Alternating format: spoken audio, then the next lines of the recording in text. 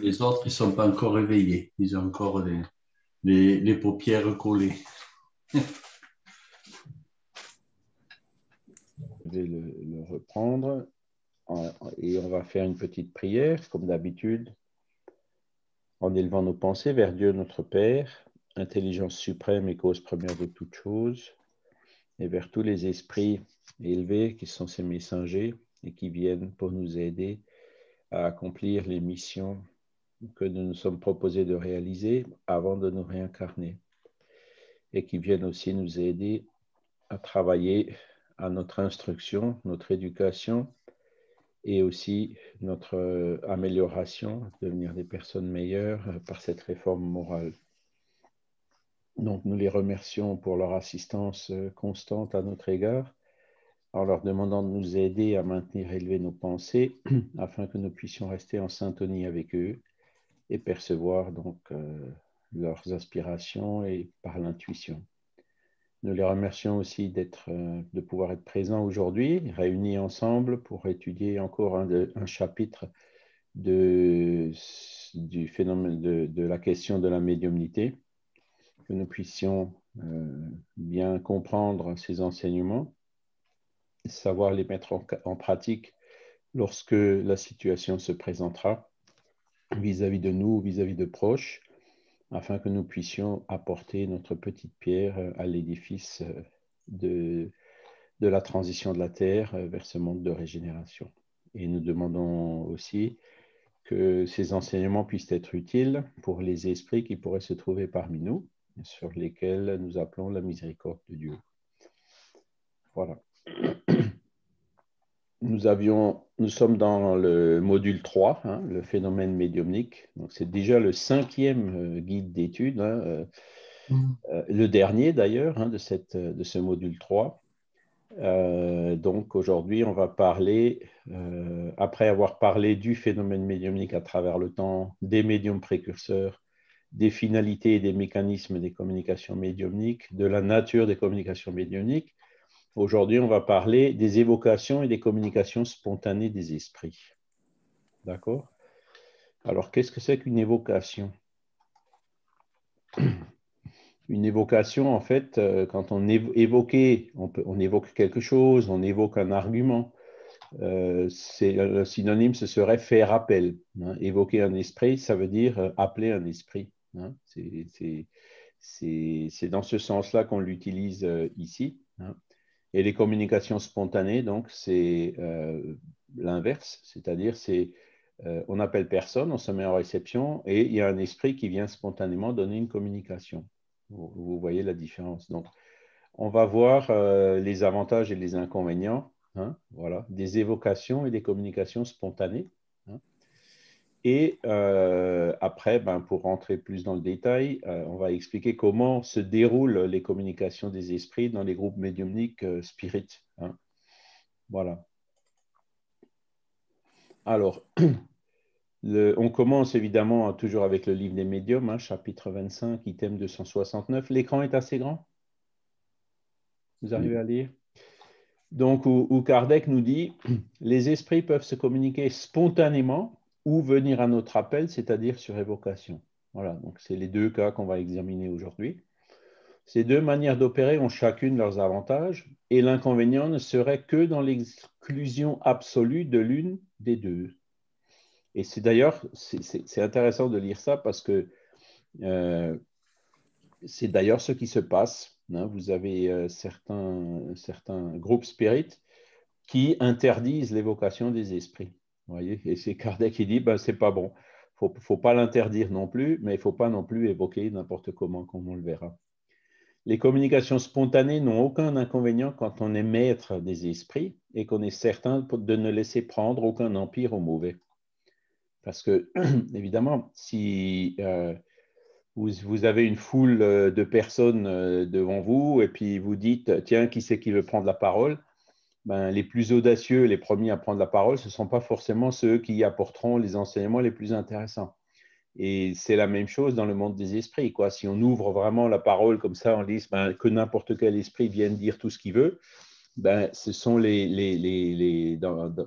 par analogie, hein, puisque le monde des esprits, c'est un peu le monde incarné avec le corps en moins.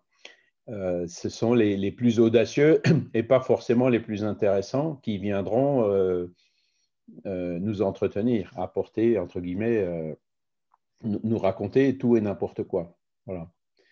Alors, il est souvent utile d'attendre le bon plaisir de ceux qui veulent bien se manifester parce que leur pensée ne subit aucune contrainte et l'on peut obtenir de cette manière des choses admirables. Donc, il dit à l'inverse hein, que des fois, c'est le plus souvent même dans les communications spontanées qu'on trouve les meilleures preuves d'identité.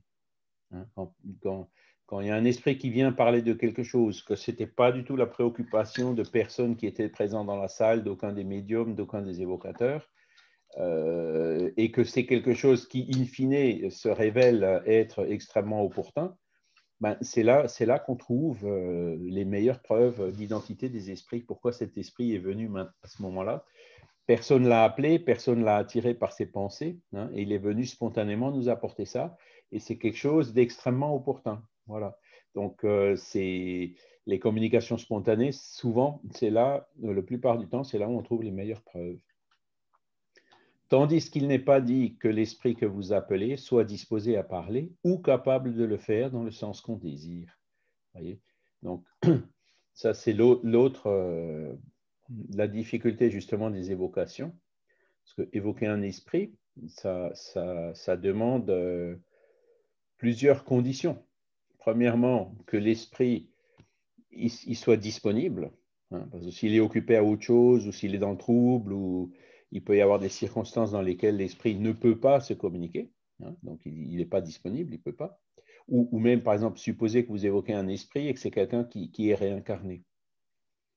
Hein, prenez par exemple Gérard, hein, si dans une vie passée c'était un personnage connu, hein, il sort de chez lui, il prend la voiture et puis un peu plus loin, dans une réunion spirituelle, il y a quelqu'un qui évoque l'esprit de Gérard. Ben, c'est dangereux, quoi. S'il l'évoque entre guillemets trop fort, il risque de s'assoupir au volant. Vous voyez, il y a des cas comme ça où on ne peut pas évoquer. C'est pour ça qu'il faut faire très attention. En général, il ne faut pas évoquer un esprit comme ça sans demander avant aux guides spirituels qui sont là si on peut l'évoquer ou pas. Hein. Donc, il faut qu'ils puissent. Ensuite, il faut qu'ils veuillent. C'est-à-dire, même si vous appelez un esprit, ben, s'il ne veut pas venir, il ne viendra pas. Et si vous insistez à appeler, ben, il y a n'importe qui d'autre qui viendra prendre sa place. Donc là, c'est encore une fois un problème de l'évocation. Hein. Et il faut aussi qu'il ait le droit, et ça, enfin qu'il ait le droit, qu'il y soit autorisé par les lois du monde spirituel.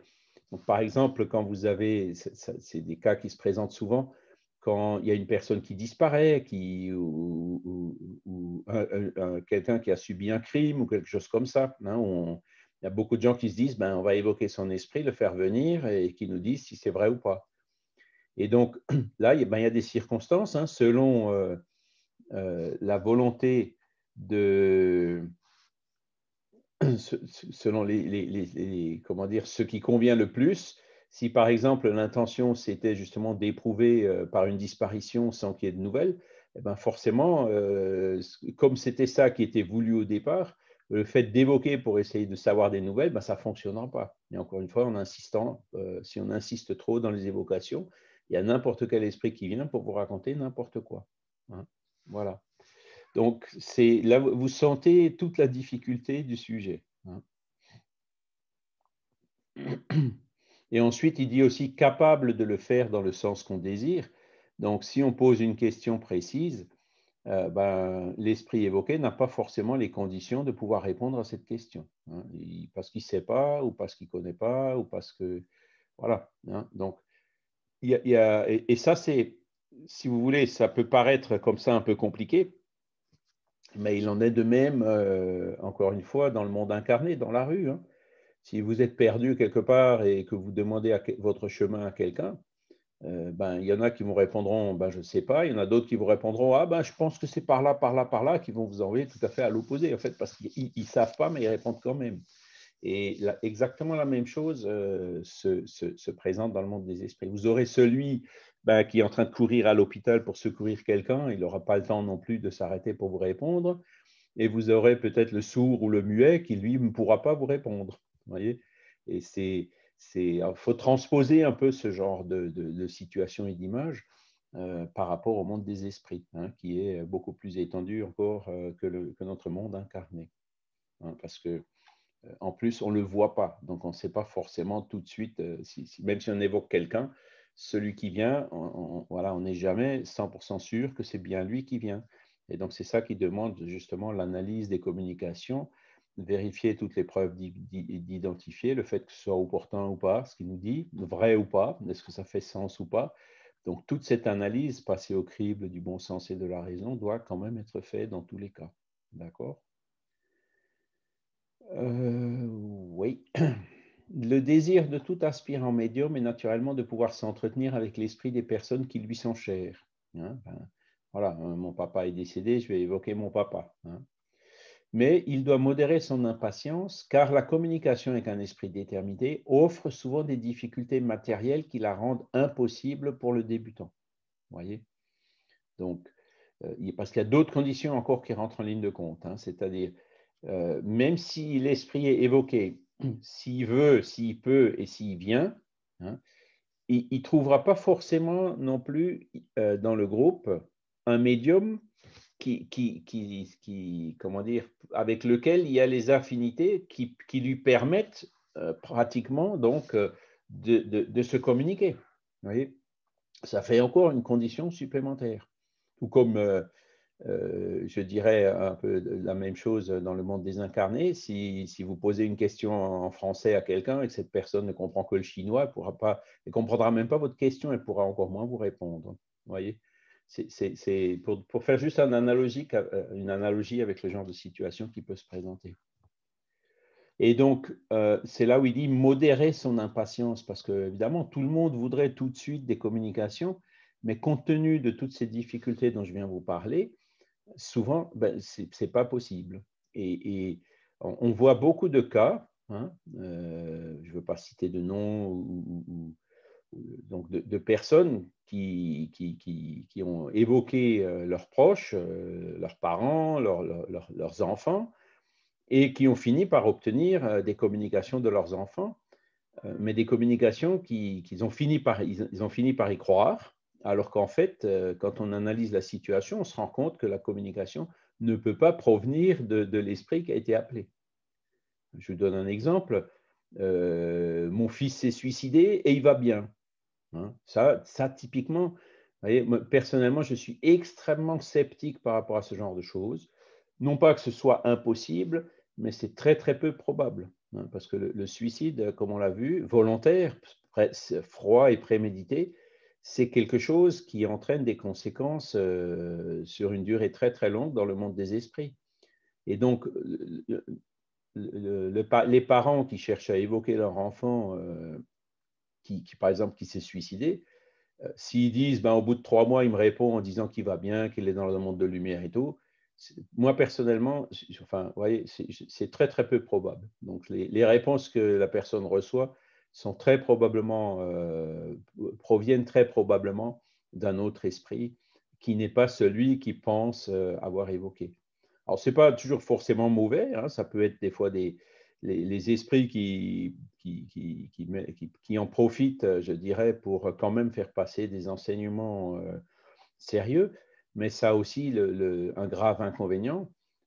Si vous dites, voilà, mon fils s'est suicidé et au bout de 3 mois, il va bien, eh le fils de votre voisine qui entend ça, il se dit, tiens, s'il s'est suicidé et qu'il va bien, moi, je ne suis pas bien ici sur Terre, je vais me suicider aussi. Vous voyez, ce sont des choses qui sont, à mon avis, gênantes et dangereuses. Hein. Et il existe d'ailleurs de la littérature, de certains auteurs dans ce sens. Et parce que voilà, c'est tout ce qu'on peut faire, si c'est un trompeur, vous voyez, parce que toutes les communications des esprits suicidés qui ont été vérifiées montrent que la situation elle est compliquée. Et donc, quelqu'un qui laisse croire que non, ce n'est pas compliqué, au contraire, quand on se suicide, tout va bien, quelque part, c'est un encouragement au suicide. Donc, en soi, c'est très, très imprudent et très mauvais. Et je vais même plus loin, la personne qui fait ce genre de choses ou qui publie ou qui laisse passer ce genre de choses aura une part de responsabilité sur les éventuelles victimes que ça pourrait causer par des personnes qui ont été trompées. Voilà. Donc ça, c'est encore un autre sujet, c'est de la publication des écrits médiumniques, hein. Donc là aussi, avant de publier des communications médiumniques, ben, il faut déjà les vérifier et puis vérifier si vraiment leur publication, c'est quelque chose qui est utile et qui peut aider les personnes dans le but fondamental qui est d'étudier, de devenir meilleur, de faire notre réforme morale, etc. Voilà. Après, donc voilà, car la communication avec un esprit déterminé offre souvent des difficultés matérielles qui la rendent impossible pour le débutant. Pour qu'un esprit puisse se communiquer, il faut entre lui et le médium des rapports fluidiques qui ne s'établissent pas toujours instantanément. Ce n'est qu'à mesure que la faculté se développe que le médium acquiert peu à peu l'aptitude nécessaire pour entrer en relation avec le premier esprit venu. Et ça demande justement cette adaptabilité au niveau du Père Esprit. Alors évidemment, si on dit c'est la mère qui évoque son fils, ils avaient déjà l'affinité. Mais cette affinité ne suffit pas forcément pour que, au niveau des Pères Esprits, par exemple, la mère, elle n'est pas forcément médium, ou alors, comment dire, ils ne sont pas forcément sur le même plan de vibration entre elle et puis l'esprit qu'elle veut évoquer. Et donc, ce sont toutes ces raisons qui expliquent que la communication n'est pas toujours possible. Il se peut donc, alors voilà, donc après il dit, ce n'est qu'à mesure que la faculté se développe et que le médium acquiert peu à peu l'aptitude nécessaire pour entrer en communication avec le premier esprit venu. Mais ça, c'est vraiment en plus pour les personnes qui ont la faculté médiumnique, parce que beaucoup d'autres personnes, malgré tous leurs efforts et leur travail, ne seront pas médiums, entre guillemets, dans le sens qu'on utilise couramment. Elles auront de l'intuition, elles auront l'inspiration, elles auront peut-être des rêves la nuit, mais une communication médiumnique par la psychographie ou la psychophonie ou d'autres moyens ne sera pas forcément possible. Et donc ça, c'est pour les personnes qui ont la faculté médiumnique. Et même pour ces personnes qui ont la faculté médiumnique, ça demande du temps et du travail pour que cette faculté se développe. Il se peut donc que celui avec lequel on désire communiquer ne soit pas dans des conditions propices pour le faire malgré sa présence. Il peut être là, mais il ne peut pas se communiquer. Comme il se peut aussi qu'il n'ait ni la possibilité ni la permission de se rendre à l'appel qui lui est fait. Donc, ni la possibilité, c'est encore une fois quand il est occupé à autre chose ou quand il est dans un trouble profond, par exemple, ni la permission. Donc là aussi, il y a à partir du moment où s'accomplit quelque chose qui a été décidé en vertu du libre arbitre, je vous parlais du cas de la disparition, qui éprouve évidemment les proches qui sont là, mais si c'était une épreuve qu'ils ont eux-mêmes demandée, ben, les esprits ne vont pas venir démolir cette épreuve qui était nécessaire et qui était demandée pour une bonne raison, en révélant ce qui ne doit pas être révélé, vous voyez, et donc, c'est ça qu'on appelle la permission. Il faut qu'il ait le droit. C'est ce que je vous disais au départ. Donc, voilà pour la base. Est-ce que vous avez déjà des questions à ce stade? Donc, Fernanda ne peut pas venir aujourd'hui. Alors, elle nous manquera, mais je pense qu'elle reviendra la prochaine fois.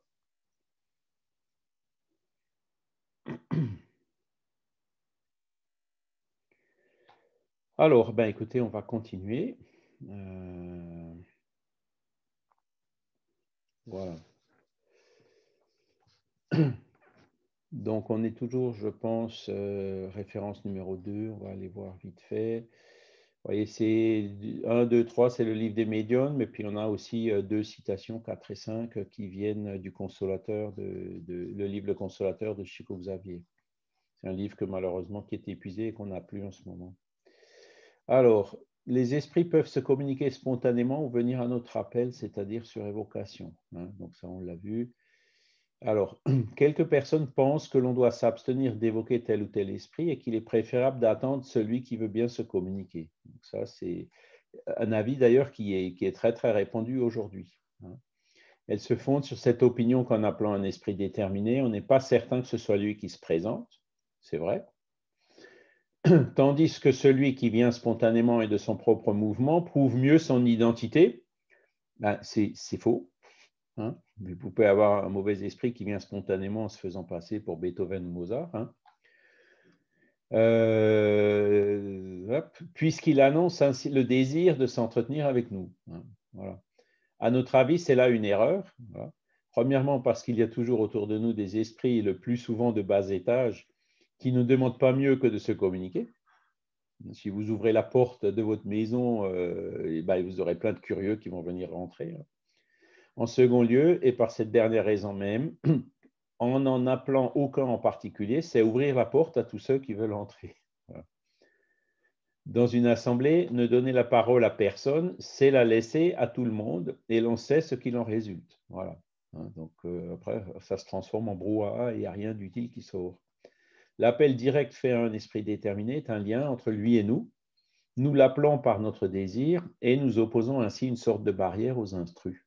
Vous voyez, ça aussi, c'est quelque chose qui correspond à l'expérience qu'avait Allan Kardec.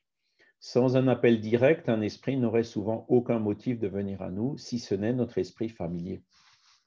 Alors, donc l'évocation d'un esprit, c'est, comme vous le voyez plus loin dans le livre des médiums, c'est nous demandons Dieu Tout-Puissant de nous permettre à l'esprit de Mozart ou de Beethoven ou de X, Y ou Z, hein, de venir se communiquer à nous. Hein, c'est ça, en fait, une éducation dans une réunion médiumnique. Mais en réalité, ce n'est pas comme ça que Kardec le faisait, hein. Il parle là justement des esprits familiers ou des guides spirituels. Donc, vous savez que vous avez tous, chacun, individuellement, un esprit guide. Vous en êtes conscient.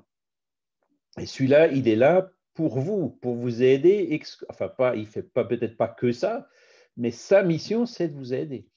Donc, lui, cet esprit guide, là, non seulement vous pouvez l'évoquer parce qu'il est là pour ça, parce que c'est son travail, c'est sa mission, mais encore, vous devez l'évoquer. Donc, c'est pour ça qu'on dit souvent, appelle ton guide, hein.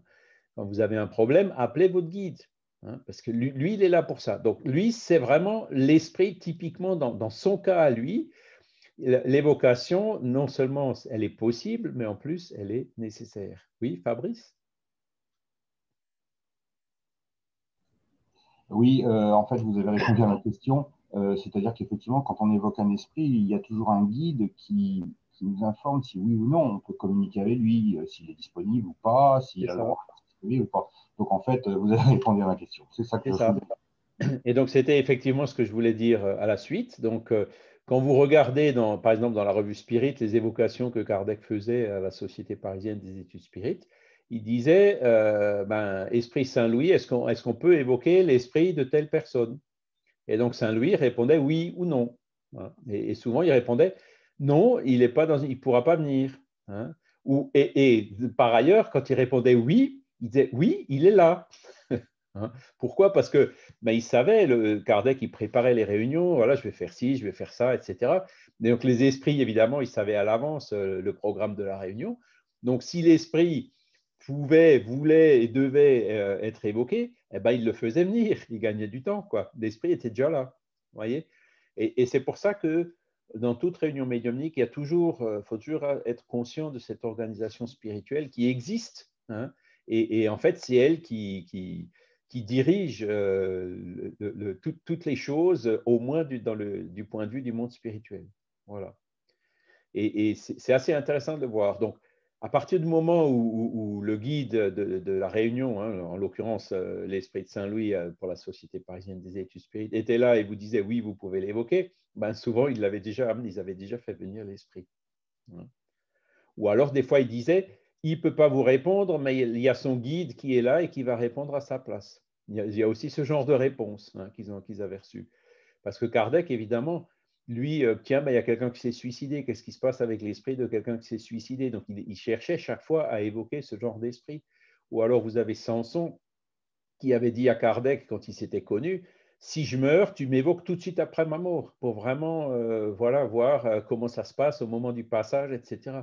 Donc là aussi, il avait évoqué l'esprit de Samson, alors qu'il n'était même pas encore enterré, quoi. Hein, c'était le jour ou le lendemain de sa mort. Voyez.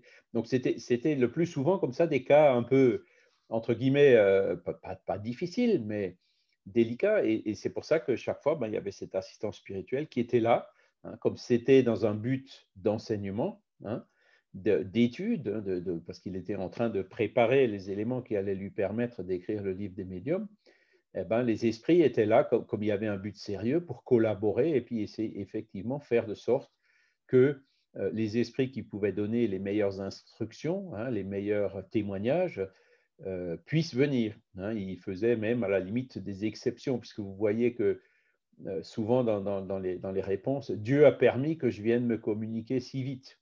Hein, l'esprit qui répond ça, parce que l'esprit lui-même était conscient que dans des conditions normales, ça n'aurait pas été possible. Voyez. Et c'est là où on voit la collaboration entre le monde des incarnés et le monde des esprits, qui là, en l'occurrence, il y avait un but noble, hein, qui était d'établir la codification spirit, hein, de rassembler les éléments qui allaient pouvoir donner après le livre des médiums ou d'autres livres qui sont pleins de communications, comme le ciel et l'enfer, hein, la deuxième partie, où vous avez des communications d'esprits dans toutes les conditions possibles et imaginables, y compris de suicider. Donc, comme il avait un but utile, hein, et quelque chose que vous voyez 160 ans après, il y a des dizaines de millions de gens qui suivent ça dans le monde, ben, évidemment, les esprits étaient là pour collaborer à un travail aussi sérieux que tel que se proposait Kardec. Donc ça, c'est encore l'autre condition, quoi. C'est-à-dire un groupe médiumnique, il faut que ce soit sérieux. Il ne faut pas que ce soit par des buts de curiosité ou par amusement, pour chercher des trésors, deviner le numéro du loto ou autre chose. Là, forcément, ça ne marchera pas. On n'aura pas des esprits sérieux, on aura des esprits qui seront, je dirais, aussi légers et futiles que les questions qu'on pourrait leur poser. Voilà. Alors, l'appel direct fait à un esprit déterminé est un lien entre lui et nous. Nous l'appelons sur notre désir et nous opposons ainsi une sorte de barrière aux intrus, ça on l'a vu. Sans un appel direct, un esprit n'aurait souvent aucun motif de venir à nous, si ce n'est notre esprit familier. Et donc, effectivement, on le voit aussi quand on lit la revue Spirit et toutes les communications qui sont incluses. Et donc, qu'est-ce que vous me voulez, hein? L'esprit a dit comment ça se fait que vous m'appelez, pourquoi je suis là, hein? Après, bon, à force de lui poser des questions et en lui expliquant le comment et le pourquoi, il est quand même venu, il a quand même répondu d'une manière utile aux questions. Mais encore une fois, il ne serait pas venu spontanément. Vous voyez? Donc, voilà les différents cas. Alors, ces deux manières d'opérer ont chacune leurs avantages et l'inconvénient ne serait que dans l'exclusion absolue de l'une des deux. Voilà. Selon le cas, ben, il faut évoquer certains esprits avec les précautions qu'on a prises, que j'ai indiquées, et laisser aussi venir les esprits qui veulent se communiquer spontanément, c'est-à-dire qu'il ne faut pas leur opposer de barrières, hein, parce que c'est là, encore une fois, dans les communications spontanées, qu'on trouve souvent des éléments pour attirer notre attention sur des choses auxquelles on ne pensait pas du tout. Les communications spontanées n'ont aucun inconvénient quand on est maître des esprits. Alors, maître des esprits, c'est une expression assez forte, hein, et qu'on est certain de ne laisser prendre aucun empire au mauvais. Alors, qu'est-ce que ça veut dire, ça? Ça veut dire que quand on laisse venir les esprits se communiquer spontanément, parfois il y en a des mauvais qui peuvent venir, d'accord? Et ça, là encore, ça fait partie des réunions médiumniques, ça fait partie du travail justement pour les aider, ces esprits, hein. Mais si par contre on n'est pas capable de détecter ces mauvais esprits et qu'on les laisse faire n'importe quoi et que les gens commencent à se laisser embobiner, à suivre toutes les sornettes et les bêtises qu'ils nous disent, hein, c'est dangereux puisque le groupe peut tomber dans un processus de fascination collective, hein, où ça peut générer des problèmes d'obsession de certains participants ou des médiums. Donc, il faut toujours, encore une fois, laisser venir les esprits, mais pas accepter n'importe quoi, hein, et savoir donc détecter ces mauvais esprits, et puis leur répondre en disant pourquoi tu viens, quel est ton but, on n'est pas d'accord, on ne veut pas, on va prier pour toi, pour que tu puisses te libérer, revenir à de meilleures intentions, etc. Et donc, ne pas se laisser faire. C'est ça qui veut dire être maître des esprits, hein, c'est-à-dire toujours tout passer au crible du bon sens et la raison. Et ça, c'est de toute façon permanent. C'est toujours. Il ne faut jamais prendre pour du pain béni ce que les esprits nous racontent. Alors, il est souvent utile d'attendre le bon plaisir de ceux qui veulent bien se manifester parce que leur pensée ne subit aucune contrainte et l'on peut obtenir de cette manière des choses admirables. Voilà. Tandis qu'il n'est pas dit que l'esprit que vous appelez soit disposé ou capable de le faire. Ça, on l'avait déjà vu. Alors, le désir de tout aspirant médium est de pouvoir s'entretenir avec l'esprit des personnes qui lui sont chères. On l'a vu aussi au début. Et c'est là où la personne dans le deuil désespérée qui veut absolument une communication de l'esprit, ben, c'est pareil, elle se met dans une situation de vulnérabilité et elle finit par recevoir n'importe quoi. Hein, vous avez des personnes comme ça qui vont voir 10, 15, 20 médiums qui dépensent une fortune et qui reçoivent vraiment n'importe quoi, qui en sortent complètement démontés ou alors, par certains médiums qui sont quand même assez malins, qui vont leur raconter des histoires qui finiront par faire croire à la personne que c'est vraiment l'esprit défunt qui est venu, alors qu'en fait, il n'en est rien. Donc, les mettre dans l'illusion, si vous voulez. Donc, voilà, il faut être conscient que ce n'est pas toujours possible, ce n'est pas toujours bon. Hein. Et on dit souvent, ben, quand une personne meurt, il ne faut pas retenir son âme, il faut la laisser aller dans le monde des esprits, poursuivre son pas. Hein, se rétablir, etc. Et quand elle sera bien, là, elle pourra venir, si elle le désire, encore une fois, se communiquer. Voilà. Où est-ce que j'en étais? Voilà. Alors, pour qu'un esprit puisse se communiquer, donc ça, on l'a vu aussi. Hein. Voilà.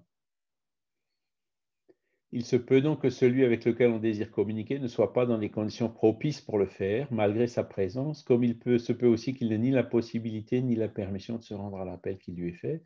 C'est pourquoi il convient au début de ne pas s'obstiner à demander un esprit déterminé à l'exclusion de tout autre, car il arrive souvent que ce n'est pas avec celui-là que les rapports fluidiques s'établissent avec le plus de facilité, quelque sympathie qu'on ait pour lui.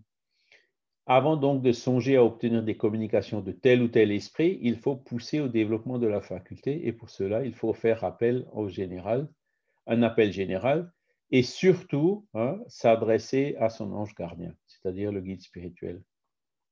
Voilà. Alors maintenant, comment se passent les manifestations médiumniques dans un groupe? Dans les réunions médiumniques courantes, dans les centres spirites, les esprits se manifestent de façon spontanée selon un programme fixé par la direction spirituelle du groupe médiumnique. Donc, vous voyez, ils parlent carrément que c'est la direction du groupe, elle est dans le monde des esprits. Hein. Il y a peut-être aussi un responsable ou un coordinateur chez les incarnés, mais ce qui se passe, hein, quand vous faites par exemple des réunions d'assistance aux esprits en souffrance, ben, ce sont les esprits là-haut qui décident quel esprit ils vont nous envoyer. Hein. Déjà, ils vont décider pour que ce soit un cas qui ne soit pas trop difficile, un cas qu'on ait vraiment la possibilité et les capacités d'aider de façon utile. L'esprit qui est déjà, je dirais, prêt, hein, après, qui est prêt à écouter et à accepter le travail qu'on essaye de faire pour lui. Voilà. C'est eux qui vont examiner tous ces critères-là en fonction des esprits assistés. Alors évidemment, parfois, on fait des prières pour des esprits spécifiques, etc. Donc ça, c'est aussi possible. Hein. Mais donc, dans les autres cas, c'est la direction spirituelle du groupe. Hein. C'est pour ça que les réunions médiumniques doivent être régulières, à jour et heure fixe, en étant extrêmement ponctuelles, avec des personnes qui ont une affinité entre eux. C'est ça qui permet justement aussi l'organisation et la syntonie avec ce groupe spirituel qui est au-dessus. Hein. Et ce n'est pas dans une première réunion médiumnique entre des gens qui se rencontrent comme ça par hasard que ça va fonctionner le mieux, hein, forcément. Hein. C'est dans le suivi et dans l'assiduité au travail. Néanmoins, il est commun d'évoquer l'assistance des bienfaiteurs spirituels qui révèlent leur présence par l'intermédiaire de messages consolateurs et éclairés. Voilà. Donc, les guides spirituels, ceux-là, on peut et même on doit les évoquer puisqu'ils sont là pour ça. Hein, et ils se feront reconnaître en donnant en général au début ou à la fin de la réunion, même pendant, des communications pour nous conseiller sur l'objet de notre travail, sur l'amélioration, etc. Confier la manifestation des esprits communicants aux critères de la direction spirituelle est un comportement prudent car on évite certains inconvénients, notamment lorsque l'esprit ne peut ou ne doit pas se manifester, ou encore le fait d'encourager directement ou indirectement la provocation d'un phénomène médiumnique sans but élevé. C'est par exemple les cas de phénomènes de matérialisation qui demandent quand même là des ressources importantes, autant au niveau des médiums que des esprits. Et ça, c'est pas, voilà, pour ce genre, ce sont des réunions qui se sont produites relativement fréquemment à la fin du 19e et dans le siècle passé. Aujourd'hui, ils sont beaucoup plus rares. Pourquoi? Parce que ça a déjà été vu, observé, photographié, décrit, etc. Refaire 36 fois, réinventer 36 fois la roue, entre guillemets, ça n'a pas trop de sens. Donc, ces réunions, par exemple, d'ectoplasme, elles se font encore aujourd'hui, mais essentiellement dans un but thérapeutique. Et pas pour réobserver, refaire toutes les expériences qui ont déjà été faites 10 fois. Voilà. Oui, donc attendez, il y avait autre chose que je voulais dire. Oui, et alors évidemment, il y a d'autres cas aussi. Quand vous avez, comment dire, une personne les réunions de désobsession, une personne qui est obsédée. Donc, vous avez un esprit qui perturbe une personne. Et donc là, forcément, si on veut faire de la désobsession, il faut bien appeler cet esprit qui perturbe cette personne. Vous voyez? Donc là aussi, c'est des cas où il faut faire l'évocation. Mais encore une fois, il y aura une direction spirituelle qui dira oui, c'est possible ou non, c'est pas possible. Bon, en général, quand la personne obsédée vient dans le centre spirit, c'est que là, vous voyez, son ange gardien l'a poussé à y aller et que parce que le moment est venu, effectivement, où cet esprit obsesseur, il sera prêt à écouter ce qu'on lui dit pour cesser ses agissements envers cette personne. Vous voyez? Et donc, encore une fois, là, on évoque l'esprit précis qui observe cette personne, mais cette personne, elle n'est pas venue là par hasard. C'est encore une fois l'équipe spirituelle en fait qui dirige tout ça, même si on ne s'en rend pas toujours compte. Emmanuel nous explique que lors des réunions doctrinales, médiumniques, au-delà de toutes les expressions phénoménologiques, la sincérité et l'application individuelle doivent prévaloir dans l'étude des lois morales qui régissent les gens entre la planète et les sphères de l'invisible. Voyez? Donc le but sérieux de l'étude. Donc l'étude, il parle aussi là des lois morales. Donc le bien et le mal, comment on peut faire pour s'améliorer, etc. Donc ce n'est pas seulement de l'étude théorique pure. En aucun cas, on ne devra provoquer les manifestations médiumniques dont la légitimité réside dans la spontanéité, d'autant que le programme spirituel des séances est assuré par des mentors qui les organisent dans le plan invisible. Voilà, ça revient, c'est ce qu'on vient de dire, c'est l'équipe spirituelle qui organise ce qui se passe dans la réunion, exigeant de la part de chaque participant studieux un effort personnel élevé dans l'acquisition de connaissances, car le plan spirituel gratifiera toujours les êtres selon les besoins et les mérites de chacun. Voilà. Si vous venez comme ça, pouf, sans rien préparer, dans une réunion médiumnique, vous ne bénéficierez pas d'autant d'attention de la part des esprits qui sont là que la personne qui a préparé la réunion, qui a étudié, qui a vérifié toutes les circonstances, qui a lu tous les livres sur le sujet et qui se dit, voilà, à partir de là, comment est-ce qu'on peut continuer? Vous voyez, celui-là qui montre du sérieux et la volonté d'étude, donc lui, forcément, les esprits s'intéresseront plus à lui parce que il a fait tout son travail personnel pour préparer lui aussi donc la réunion qui va suivre.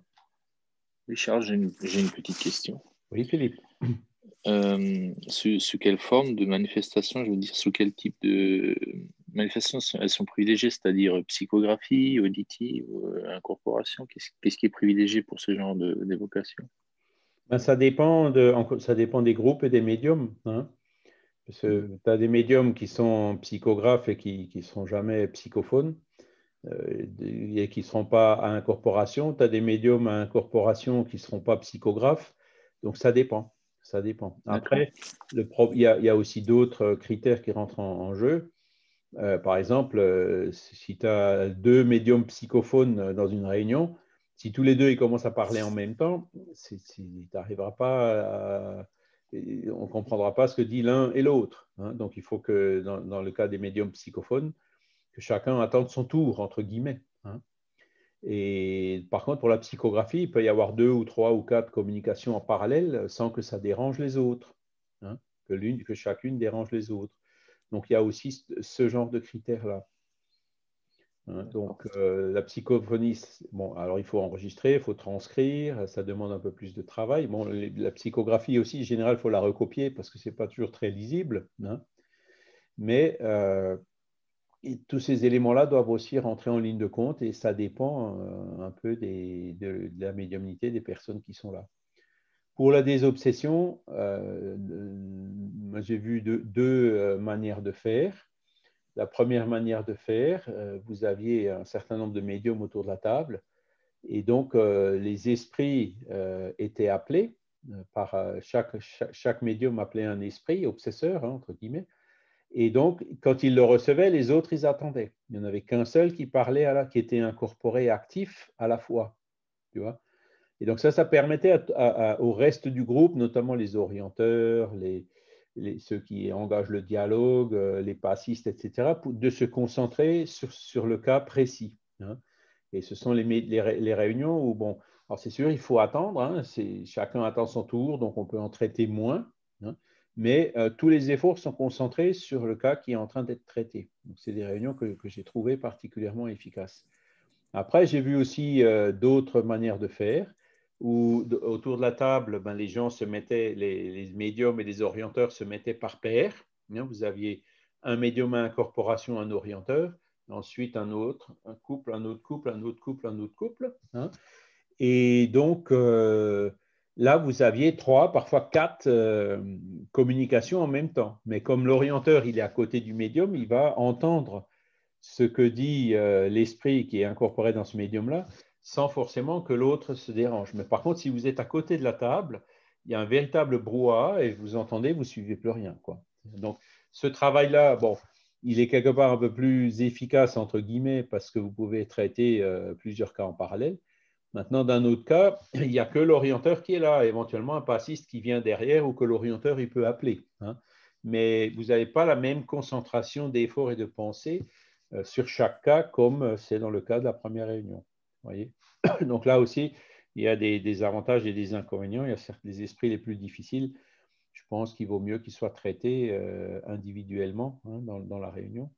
Et dans ces cas où vous avez plusieurs communications en même temps, c'est certainement fait pour des esprits qui sont un peu moins difficiles. Charles, est-ce que je peux prendre la parole, enfin expliquer oui. Donc, dans notre association, on travaille on fait de l'aide aux esprits souffrants et on fait de la désobsession aussi. Et on travaille donc de la seconde façon, tu vois, où les médiums sont incorporés en même temps. Mm-hmm. Et donc, l'organisation a été, en fait, tout a été distribué par le monde spirituel, par l'équipe spirituelle qui nous accompagne. Et donc, il y a toujours un médium à incorporation, un orienteur et un médium passiste. Voilà. Et ce sont les trios. Mais pourtant, on travaille autour d'une table. Mais ce qui se passe lorsque le travail démarre, c'est qu'on a vraiment le sentiment que ce trio, ce groupe de 3 personnes, se retrouve dans une sorte de cloche. Voilà. C'est la réunion dans la réunion, quoi. Dans la réunion, il y a plusieurs réunions dans la réunion. Voilà. Donc, il n'y a pas de perturbation verbale, en fait. Non, chacun peut faire son travail et c'est vraiment assez hermétique, quoi. Mmh. Ensuite, lorsqu'il y a une situation qui est donc des situations, des esprits qui sont amenés, qui sont beaucoup plus turbulents, on va dire, Eh bien, on le sait parce que tout va s'arrêter dans la réunion. Et là, un seul médium va avoir une incorporation. Et Tous tout le les monde sera autres, concentré sur lui, quoi. Hein. tout sera concentré sur ce médium. Donc, il y aura un ou deux orienteurs en fonction, il y a toujours un seul orienteur qui prend la parole. Mais après, parfois, c'est comme nous, il y a des messages qui passent plus avec une personne ou avec une autre. Hein. Un esprit, ça reste quand même anciennement un être humain, quoi. Et les autres, donc, vont appuyer toute la séance et tout ce qui se passe par la prière. Voilà. Donc là, vous voyez, c'est comment dire, une méthode hybride. Hein. Vous avez les deux situations. Là, encore une fois, comme tu l'as laissé entendre, Morissette, organisée par les guides spirituels du groupe qui sont là. Hein. J'ai envie de dire à 100%. À 100%. À 100%, Ouais. voilà. Parce que nous, on n'a absolument pas la possibilité, même en tant que médium, on n'a accès qu'à une partie donc, de ce monde spirituel.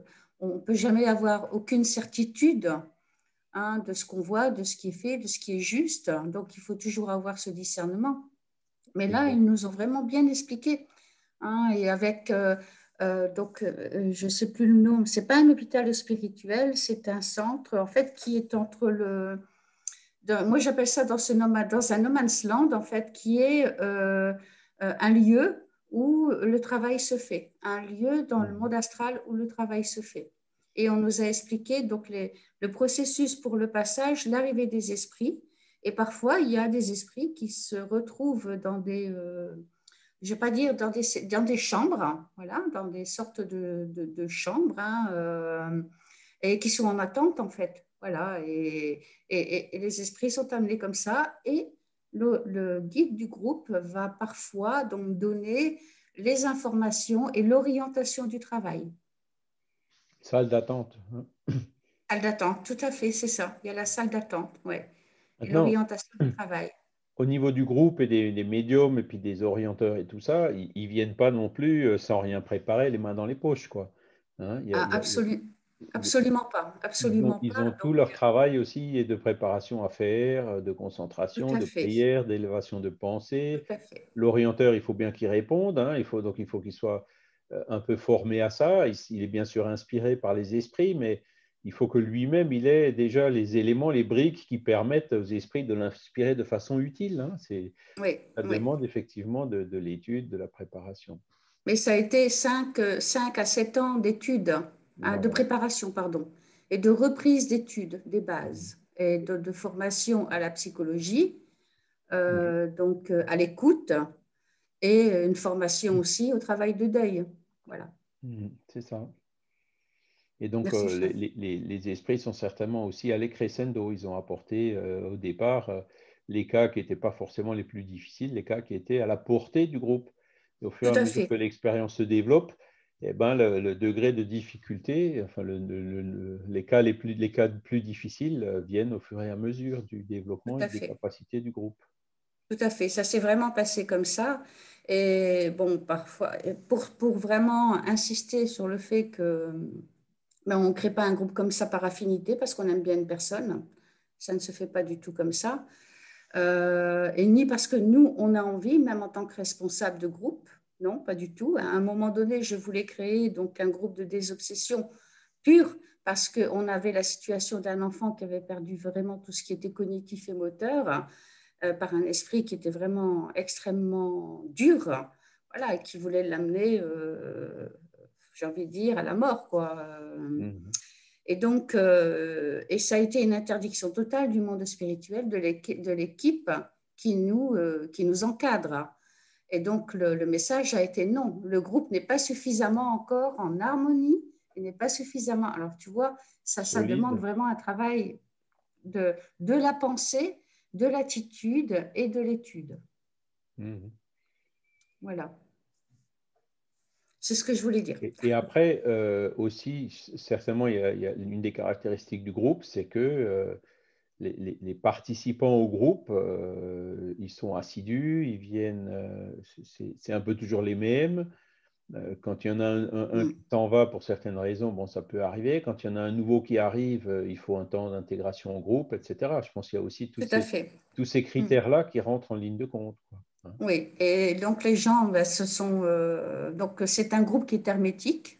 Pourquoi? Parce qu'il faut être vraiment, j'ai envie de dire, si la personne a comment dire, un potentiel médiumnique, il faut que ce potentiel ben, soit vraiment, elle connaisse un petit peu ce qui se passe en elle, qu'elle sache contrôler sa médiumnité, qu'elle ait surtout les connaissances donc, du monde spirituel, mais aussi de type d'esprit. Hein, c'est pas parce qu'un esprit lui dit je t'aime ou parle de Dieu que cet esprit est tout à fait, comment dire, que ça soit un bon esprit. Non, justement, dans ce type de groupe-là, à part le guide, on ne va pas nous parler de Dieu ou quoi que ce soit. Donc, c'est un esprit qui essaie donc de se faire passer ou alors de ralentir le travail ou d'empêcher le travail. Voilà. Après, si un esprit nous décrit telle situation et que ben, qui ne correspond pas au plan spirituel, à un plan spirituel, voilà, où il est supposé être, eh ben, c'est pas possible non plus. C'est un esprit qui essaie de nous manipuler, donc on va le laisser. On va le laisser, mais on va pas être dupe. Hein, donc il y a vraiment cette connaissance des plans spirituels à apprendre, qui sont bien décrits donc par Kardec, et aussi donc des différents types d'esprits qui sont vraiment là très détaillés dans le livre de Herminio Miranda, Dialogue avec les ombres. Oui. Qui parle vraiment de ce type de travail. Hein. Voilà, et donc il y a vraiment une étude, je dis, qui a été faite et après les messages sont analysés aussi par rapport à quelle a été notre position dans telle situation. Est-ce qu'elle était bonne, est-ce qu'elle n'était pas bonne, hein? Donc il y a une analyse des messages qui est faite. Et à la fin, il y a une deuxième partie donc, où le guide du groupe va venir nous donner une orientation. Par exemple, si on a des lacunes dans un certain point, eh ben, il va venir nous donner une orientation pour qu'on puisse s'arrêter un moment et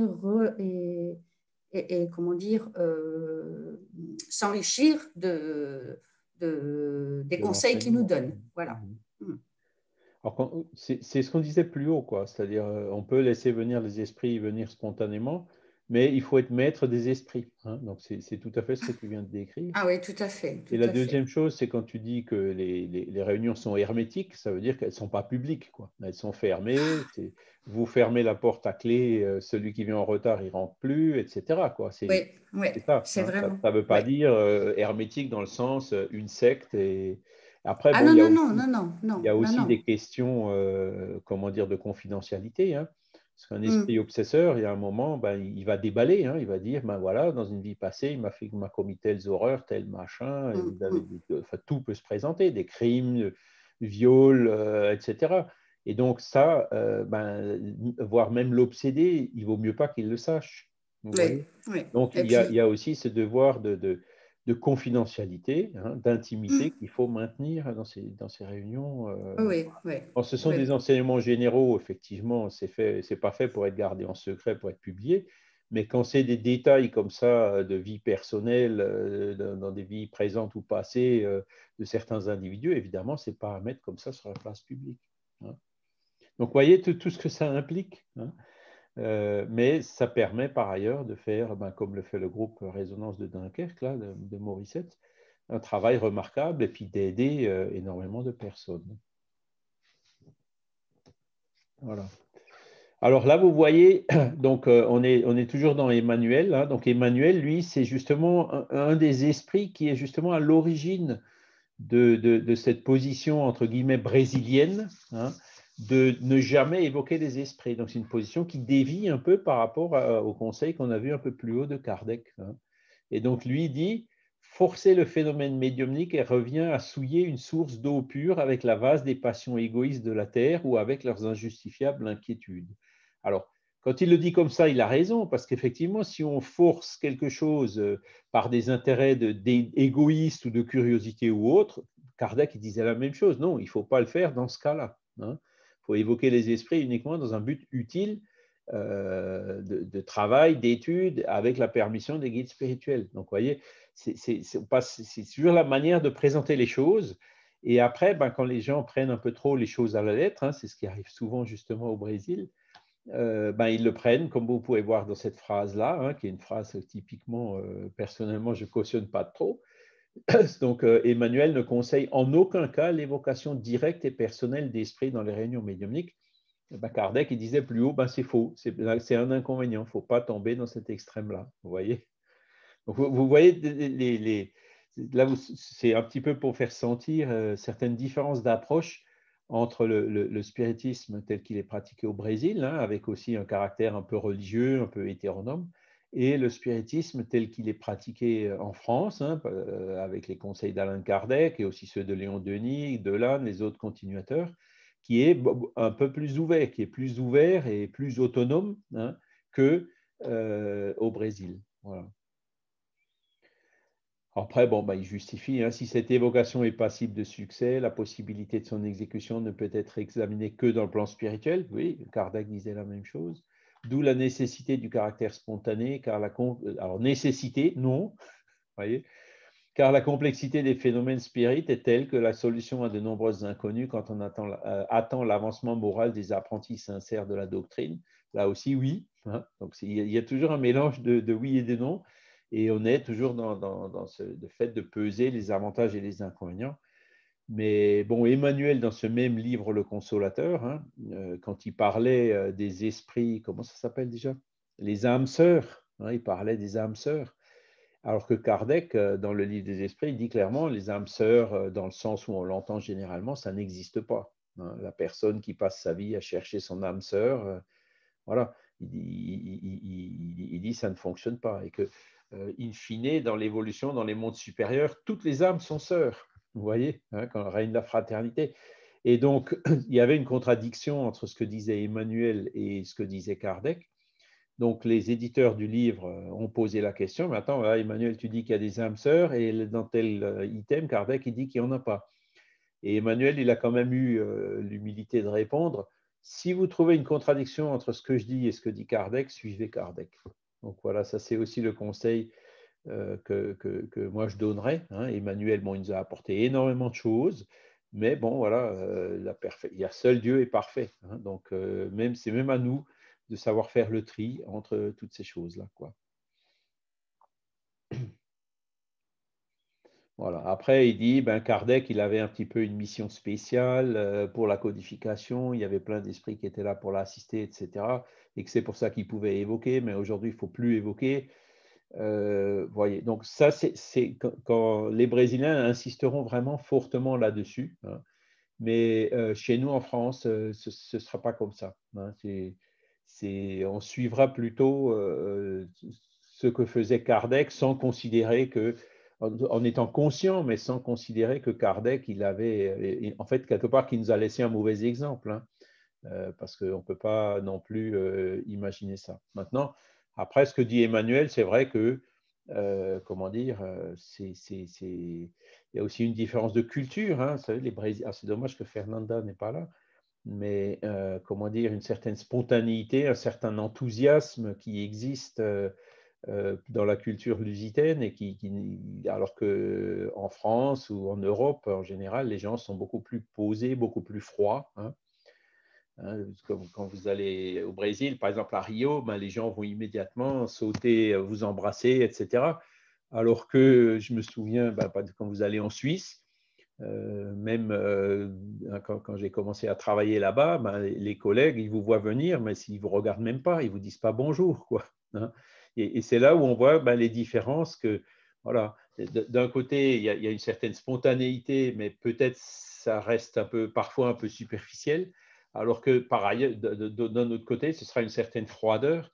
Par contre, quand vous aurez gagné la confiance des gens, là, vraiment, ce sera des gens sur qui vous pourrez compter, vous voyez. Et donc, ça fait partie de ces différentes approches, voilà. Et typiquement, ce conseil d'Emmanuel, donc je vous le montre, je vous en parle, mais voilà, ça c'est le point de vue qu'on a au Brésil, qui a des arguments, il a de bons arguments, quoi.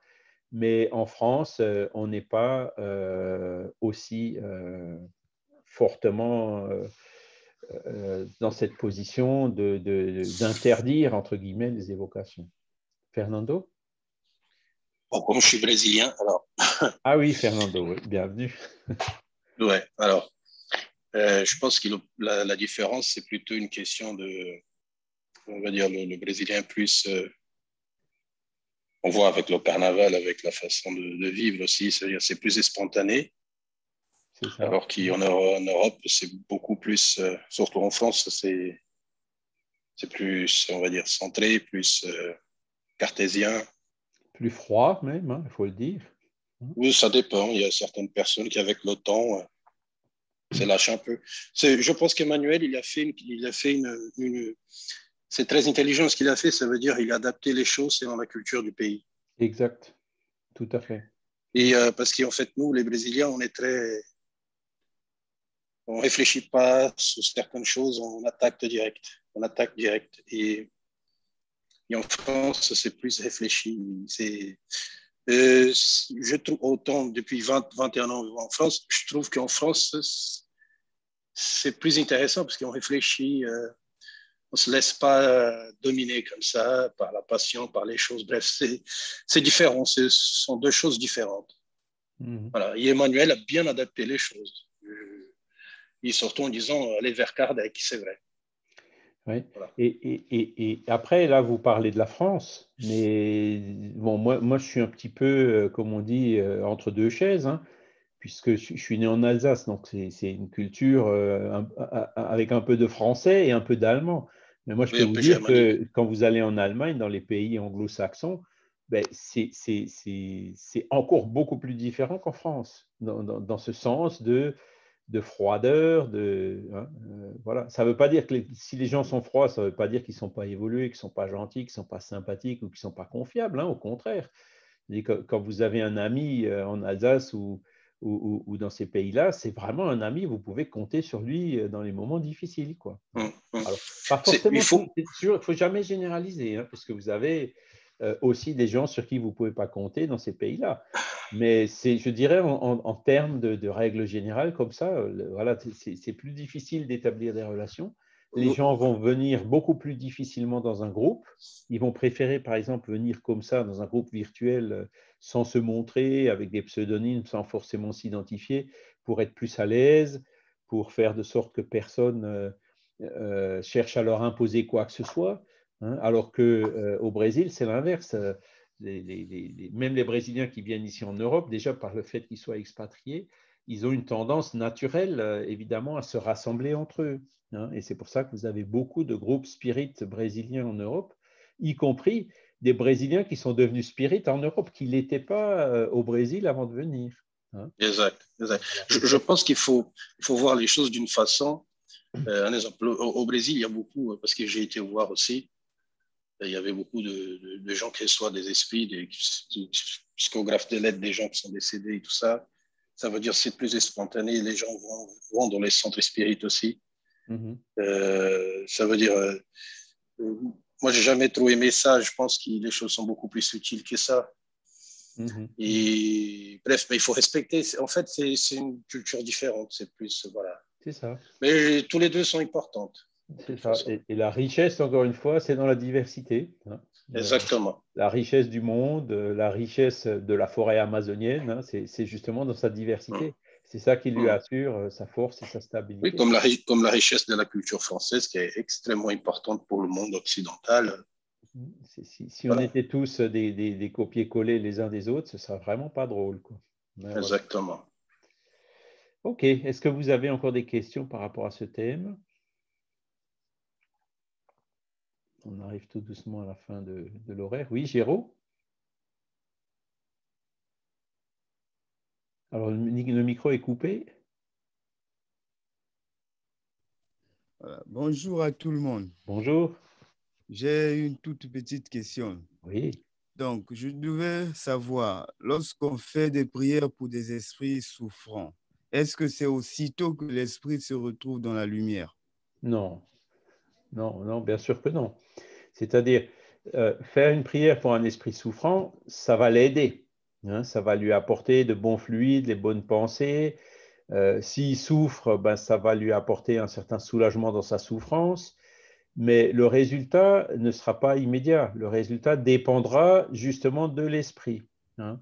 Si c'est un esprit qui est déjà prêt à comprendre la raison de ses souffrances et à faire ce qu'il faut pour en sortir, effectivement, il pourra trouver un soulagement assez rapidement, mais pas forcément immédiat, vous voyez, parce que ça dépendra de lui, plus que la prière, c'est justement quelque chose qui peut l'aider, qui peut le stimuler, mais c'est à lui, c'est à cet esprit souffrant de faire la démarche pour sortir de sa souffrance.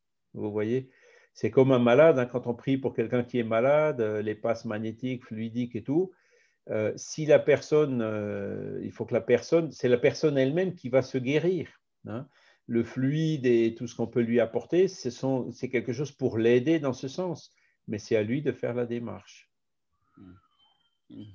Voilà. Si j'ai posé cette question parce qu'il y a de cela quelques années passées, on m'avait invité à une communication médiumnique. Oui. Où avant de se communiquer avec les esprits, le guide de l'église a fait une prière pour des esprits souffrants. Et aussitôt, quelques secondes après, les esprits viennent le remercier que merci de nous avoir mis dans la lumière. Donc, moi, ça a un peu attiré mon attention. Voilà pourquoi j'ai posé cette question. Voilà. Alors, c'est vrai que quand on prie pour des esprits souffrants, ils viennent souvent nous remercier de la prière qu'on a faite pour eux. Et quand vous lisez la revue Spirit, hein, vous verrez, il y a énormément d'exemples qui vont dans ce sens. Oh, votre prière m'a fait énormément de bien. Mais ils ne se sont pas forcément trouvés d'un moment à l'autre dans la lumière. Vous voyez, hein, la sortie d'un état de trouble, en général, ça prend du temps. Et ça, c'est justement un peu l'inconvénient. Il faut faire attention parce que vous avez certaines églises, par exemple, évangéliques, qui, elles, promettent des solutions immédiates à plein de problèmes. Alors qu'on sait très bien que ces promesses-là n'ont pas vraiment de fondement, puisque là, encore une fois, la solution des problèmes passe par la démarche de chacun. Et ce qui est un peu troublant dans la démarche de ces églises, c'est que souvent, elles demandent de l'argent, voyez. Et donc, évidemment, ils cherchent à attirer des gens en promettant des choses qui ne sont pas toujours forcément réalisables. Donc, c'est là où il faut être prudent. Et donc, il se passe des fois des choses où ils montrent sur des vidéos qu'une personne qui est venue paralysée, comme à l'époque de Jésus, hein, en allant dans l'église, elle s'est relevée, elle est sortie. Alors là c'est sûr, vous attirez plein de monde hein, qui va venir payer la dîme, etc.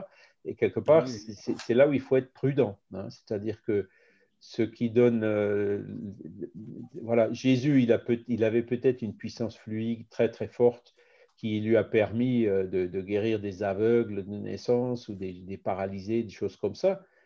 Mais il a toujours dit aux personnes, attention et ne recommencez pas pour pas qu'il vous arrive quelque chose de pire, hein. Les évangiles ne disent pas combien des personnes guéries ont fait des rechutes derrière, mais certainement, on peut imaginer que c'était la majorité, hein. Jésus en a certainement aidé quelques-unes, mais ensuite, si la personne est retombée dans les excès, dans les travers et les défauts qu'elle avait avant qui l'ont amené à ça, eh ben, elles ont fait une rechute. Vous voyez ce que je veux dire? La guérison, encore une fois, ça dépend de l'effort personnel de chacun. Ce n'est pas quelque chose qui s'achète ou quelque chose que l'esprit le plus élevé qui soit puisse vous donner comme ça de façon spontanée, hein. Et c'est là où j'attire toujours beaucoup l'attention sur ces questions-là. Méfiez-vous quand on vous promet la lune, hein. Ce n'est pas aussi simple que ça. Et quand vous en voulez à quelqu'un, par exemple, c'est à vous de pardonner. Personne ne pourra pardonner à votre place. Vous voyez ce que je veux dire? Quelqu'un pourra vous dire, écoute, il vaut mieux que tu pardonnes parce que c'est mieux pour toi, pour telle et telle raison, regarde, c'est un frère, etc. Quelqu'un va vous aider. Mais c'est vous, après, qui pardonnerez ou pas. Vous voyez? Et ça, même la personne qui vient vous aider, elle ne pourra pas le faire à votre place.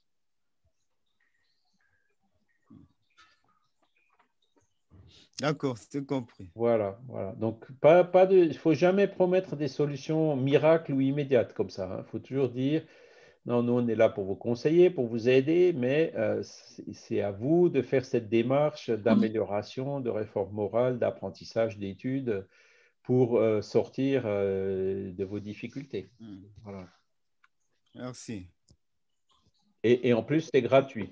Dans le mouvement Spirit, on ne demande rien. Voilà. Ah oui, c'est gratuit. Même le Christ l'a dit, que vous avez reçu gratuitement. Donnez aussi gratuitement. Exactement. Donnez gratuitement ce que vous avez reçu gratuitement. Donc, Mauricette nous a parlé des esprits qui sont là pour nous aider et tout.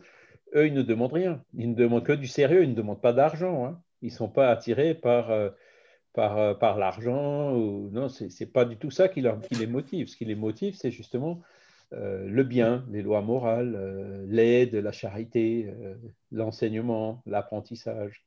C'est ça qui les fait venir, et pas l'argent. Donc, c'est pour ça que nous, on suit, comme vous avez dit, ce précepte de Jésus, hein, donner gratuitement ce que vous avez reçu gratuitement.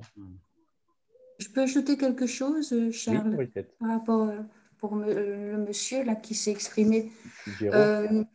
Géraud. Donc, même dans l'aide aux esprits souffrants, on ne peut jamais garantir qu'on va pouvoir amener comme ça, en un claquement de doigts, la libération de cet esprit. Voilà, c'est ce que Charles disait. Il faut que cet esprit prenne conscience de lui-même. Et puis, bon, il y a le pardon, il y a beaucoup de choses voilà, qui entrent en jeu à ce moment-là. Ça dépend de lui. Tout dépend de lui. Voilà. On est là uniquement pour l'aider, pour le conseiller, pour l'orienter. Mais c'est lui qui doit faire la démarche. Il doit d'abord reconnaître la position dans laquelle il se trouve. Exact. Et changer de position. Voilà. Et après, en fonction de cette position, justement, l'aider à en sortir s'il le veut. Hein. Merci pour ces éclaircissements. Mais il n'y a pas de quoi, Gérard, on est là pour ça. Merci à vous pour avoir posé cette question. Il y a quelqu'un d'autre qui veut? Gérard, tu avais levé la main un moment. Oui, mais rien pour... tu as tout dit. Voilà. Si j'avais une petite image, juste quand on appelle des esprits ou autre, qu'on veut aiguiller quelqu'un, c'est un peu qu'on lui montre soit la lumière au bout du tunnel, mais ce n'est pas nous qui allons faire le chemin à sa place. Voilà. Nous, on lui dit voilà où est la lumière, mais c'est à lui de faire le chemin. Et s'il ne fait pas l'effort, mais qu'on lui montre la lumière ou pas, ça ne servira à rien. Voilà, donc voilà, c'était cette image. Rien tout de suite. Tout de suite. Il faut quand même lui montrer, parce qu'après, il dit non, je ne veux pas aller vers la lumière, il reviendra. Et puis, dans 1 an, 10 ans ou 100 ans, il va se dire tiens, un jour, il y a quelqu'un qui m'a montré la lumière, la graine germera. Hein. Oui, parce qu'il y a une jamais chose complètement inutile, mais ça marche pas. Il y a une chose tout de suite.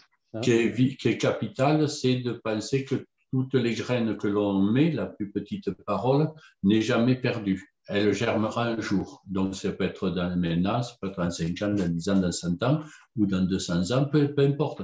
Mais elle est là, elle germera, quand le moment sera venu. Voilà, donc on ne parle pas dans le vide, on n'agit pas dans le vide, bien sûr, quand on est dans le bien. Il ne faut pas chercher le résultat immédiat, ça n'existe pas. Voilà, le résultat, ce n'est pas à court terme, ça peut être à moyen terme, ça peut même être à long terme. Voilà, très long terme, et puis nous ne sommes plus les comptables. Nous ne sommes pas les comptables. C'est ce qui nous fait travailler notre humilité aussi. Bien sûr, parce qu'on ne doit rien attendre en retour. On a des objectifs qui sont beaucoup trop hauts, et donc voilà, le travail sur l'humilité est important. Oui. Jésus nous a dit que ta main droite ignore ce que fait ta main gauche. Voilà. Ça, tout à fait. Tout ça comme parole. Et Martial nous écrit aussi, si un seul médium n'est pas en bonne syntonie dans un groupe, ça peut chambouler toute une séance. C'est vrai aussi. C'est vrai aussi. D'où le médium qui appartient à ce groupe, il est conscient de cette responsabilité et le jour de la réunion, il évitera d'aller aux fêtes de buveurs de bière ou faire un grand repas. Vous voyez, il cherchera par des lectures, en se concentrant, à se préparer à la réunion du lendemain ou du jour même. Voilà. Et pour éviter justement d'y apporter des rancœurs ou des sentiments négatifs qui peuvent faire qu'il emmène des esprits qui vont justement perturber cette équipe spirituelle et le travail qu'il faut réaliser. Oui, parce que les esprits ne pourront rien faire quand tu as des... Vous m'entendez? Oui. Oui. quand il y a des personnes, des médiums qui ne font pas un travail sur eux-mêmes, d'ailleurs, c'est très difficile parce que nous vivons dans un monde encore très imparfait, nous avons des problèmes, soit avec notre famille, soit avec voilà, des collègues de travail, n'importe. Et tout ça, un jour avant une réunion médiumnique, ce n'est pas facile et on peut apporter toutes ces problématiques-là, tous ces problèmes que nous avons eus. Et ce ne sont pas les esprits qui vont nous faire monter en vibration. Donc, la responsabilité du médium, elle est énorme. Il faut vraiment qu'il fasse un travail sur soi-même, veiller, prier pour que la réunion se passe dans les meilleures conditions possibles. Mais même dans les réunions de passe magnétique, c'est la même chose. Donc, il y a une interdiction. Après, chacun est libre d'accepter ou pas, mais il y a une interdiction de consommer de l'alcool. Voilà, on demande à ce que les gens évitent, par exemple, d'aller dans les supermarchés, de maintenir des pensées d'amour, des pensées positives, parce que souvent, bien avant les réunions, il va y avoir des esprits perturbateurs qui vont venir pour empêcher cette réunion. Et donc, il faut faire attention, il y a beaucoup de pièges. Et donc, c'est vraiment se maintenir physiquement dans le meilleur état possible, j'ai envie de dire, voilà, pour ne pas alourdir les vibrations. Et et moralement, c'est aussi avoir nos pensées qui sont saines et qui sont pleines d'amour. Voilà. Oui, parce qu'il ne suffit pas d'avoir de bonnes pensées avant un peu la séance. Non, non. Et de prier, il faut vraiment surtout veiller. Je pense que, voilà, bon, l'obligation du médium, je pense que c'est un devoir de se préparer déjà quelques jours avant. Voilà, et se préparer tout le temps pour ce travail parce que c'est un don que la personne qui a la médiumnité, elle doit faire un travail sur soi-même tout le temps. Et non seulement quand elle va au centre spirit pour faire, pour faire une réunion médiumnique. Parce que là, ça a tout sa beauté. Ça peut... il ne suffit pas, à mon avis. Mais il faut faire encore plus d'efforts. Alors ça, c'était donc la fin du module 3. Hein, je vous ai remis le programme. Donc la semaine prochaine, on attaquera le module 4. Donc on passe donc du phénomène de l'intercommunication médiumnique vers justement les caractéristiques des médiums, où donc on examinera plus en détail les échanges qu'on vient d'avoir là dans ces derniers. Quelles sont les qualités, les classements, les caractéristiques, l'influence morale du médium, les qualités du médium. On rentrera vraiment dans le détail des questions qu'on vient d'évoquer. Hein. Voilà. C'est vrai que le livre Dialogue avec les hommes est vraiment très, très instructif. Ouais. Alors, malheureusement, je crois qu'on n'en a plus. Hein, mais non, il doit y avoir moyen quand même de les acheter aux éditions Filmant, hein, qui ont maintenant une sorte d'exclusivité avec la Fédération Spirit brésilienne. Voilà, c'est le logo que vous voyez. Voilà, on le trouve ailleurs. Hein. Bon, mais je ne dirais pas les noms. Voilà, nous comment dire, pour l'instant, on n'en a plus, quoi. Donc, voilà. J'ai mis un lien. C'est qu'on puisse le trouver. Hein. On ne cherche pas d'exclusivité. Non, j'ai mis un lien sur le petit livre le pourquoi de la vie sur Asso Kardec. Pour le trouver. Dans la marche. Voilà. Celui que tu as édité, toi. Voilà. Okay. Alors, ce livre-là, bon, je ne l'ai pas lu complètement, mais il sera plutôt genre Emmanuel. Hein, vous voyez ce que je veux dire? Ouais. Je l'ai commandé à Jean-Pierre, on va voir ce qu'il dit. Voilà. Herminio Miranda est beaucoup plus ouvert quand même que Emmanuel, mais n'empêche, ce sera un peu teinté de ce point-là. Voilà. À voir. Ok. Écoutez, le temps passe.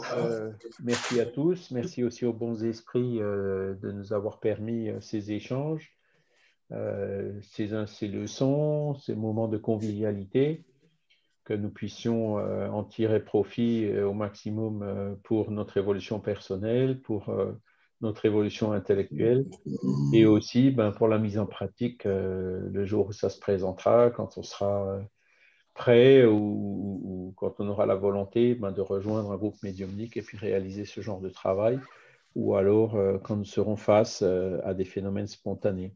Voilà. Donc, merci à tous pour votre présence.